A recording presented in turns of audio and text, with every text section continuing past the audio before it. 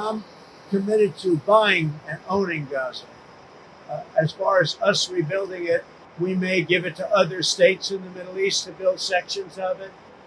Other people may do it through our auspices, but we're committed to owning it, taking it, and making sure that Hamas doesn't move back. There's nothing to move back into. The place is a demolition site. It'll be, the remainder will be demolished. Everything's demolished. I mean, you can't live in those buildings right now. They're very unsafe. But we'll make it into a very good site for future development by somebody. We'll let other countries develop parts of it. It'll be beautiful. People can come from all over the world and live there. But we're going to take care of the Palestinians. We're going to make sure they live beautifully and in harmony and in peace, and that they're not murdered. This has been the most dangerous site anywhere in the world to live in.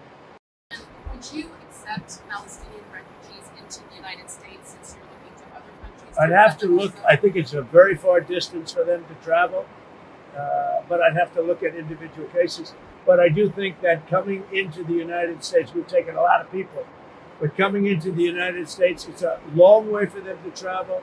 They're far away from their families and their friends and everything else. I think they'd be very happy staying in the general area in a place that was safe, where they could be safe and lead a good life. They don't want to go back to Gaza. As I said, I've said it a lot. They only go back because they have no alternative. They don't want to go back to Gaza.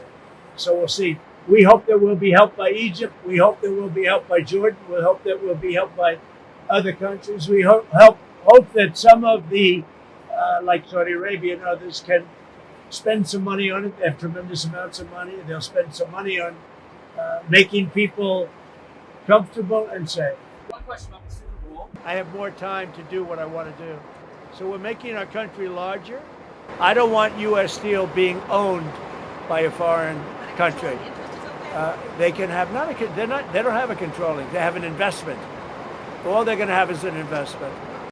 U.S. Steel for 15 years was the greatest company in the world, the greatest #1 company in the world, and I'm not going to let another country buy it. We had a great meeting on that, but they are allowed to invest in it, and that's different.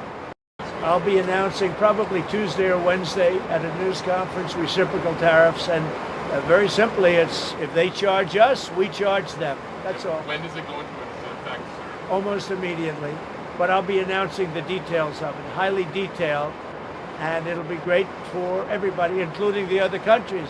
But if they are charging us 130% and we're charging them nothing, it's not going to stay that way.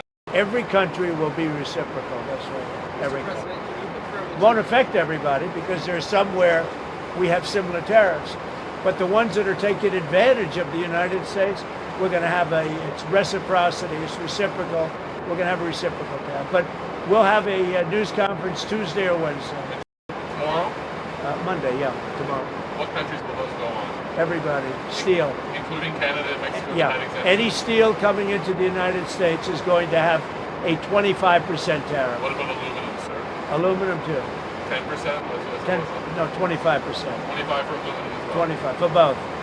Nobody can have a majority stake for U.S. Steel. They can for other companies, but not for U.S. Steel. I think you agree with that, Dr. U.S. Steel was one of our great companies, and through a lot of stupidity and bad government and also bad management of the company, it lost that luster. But it's going to gain it back, and tariffs are going to help. Tariffs are going to make it very successful again. Well, they can assume that. It makes sense. Well, I don't want to talk about it. And if we are talking, I don't want to tell you about the conversation. It's too early. But I do believe we're making progress. We want to stop the Ukraine-Russia war. And I want to stop it just because I hate to see all these young people being killed. The soldiers are being killed by the hundreds of thousands. So you're starting to formula or some sort of resolution? We're talking to both sides, yeah. Can you clarify whether you had that since you've been in office, or whether it happened before you became? I've had it. Let's just say I've had it. As And I expect to have many more conversations. We have to get that war ended. It's going to end, and we have to get it ended. And we have to get it ended. So should have never happened, would have never happened if I was president. Mr. President, a couple of years I would imagine I would be meeting with Putin, yes, at the right time. I think at the right time, at the appropriate time. I look Josh.